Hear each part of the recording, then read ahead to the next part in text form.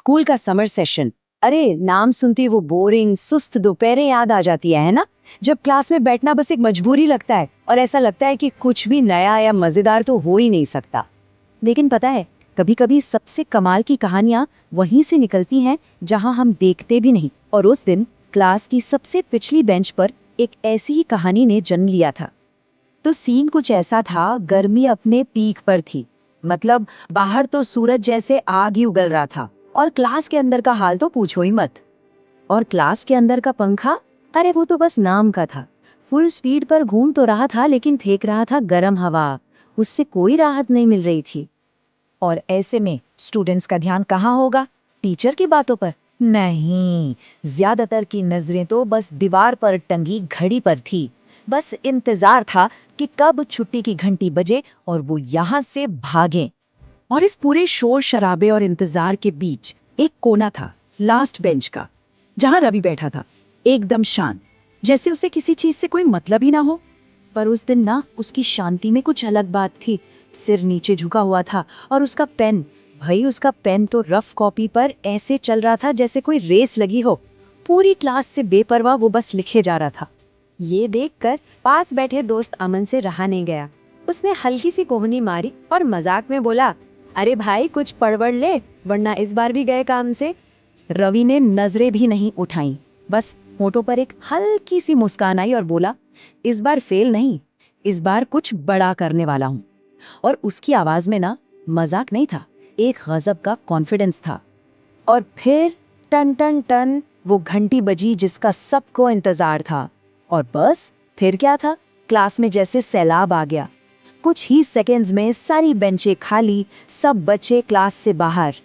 पूरी क्लास खाली हो चुकी थी, लेकिन वो आखिरी बेंच वो अब भी खाली नहीं हुई थी।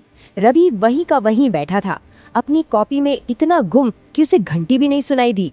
तभी एक भारी सी आवाज ने कमरे की शांति भंग की।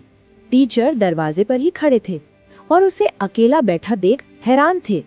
वो पास आए और पूछा, सब चले गए? तुम यहाँ क्या कर रहे हो? रवि ने कुछ नहीं कहा, कोई जवाब नहीं, कोई बहाना नहीं। बस चुपचाप अपनी वो कॉपी उठाई और टीचर के हाथों में थमा दी। टीचर ने कॉपी खोली, शायद यही सोच रहे होंगे कि अंदर कोई कार्टून बनाया होगा या कुछ उल्टा सीधा लिखा होगा। लेकिन जैसे ही उन्होंने पढ़ना शुरू किया, उनके चेहरे के भाव बदलने लगे।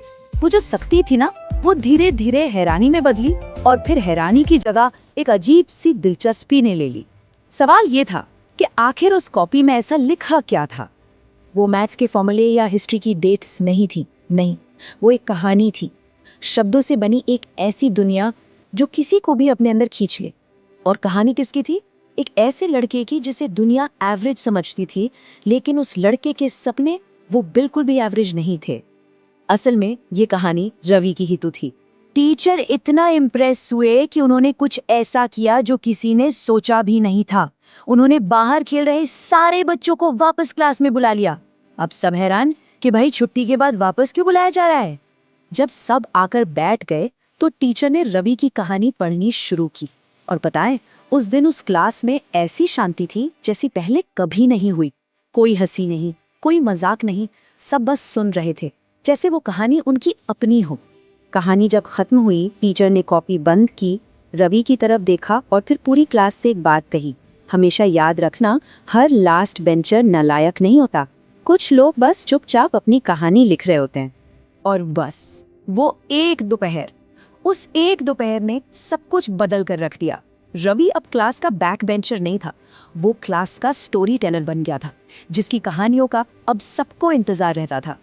ये कहानी ना हमें एक बहुत ज़रूरी बात याद दिलाती है कि जिन्हें हम अक्सर एवरेज मानकर छोड़ देते हैं या नज़रअंदाज कर देते हैं, क्या पता वो अपनी ज़िंदगी की सबसे बड़ी कहानी लिखने की तैयारी में हो। बस हमें शायद थोड़ा रुक कर ध्यान से देखने की ज़रूरत है।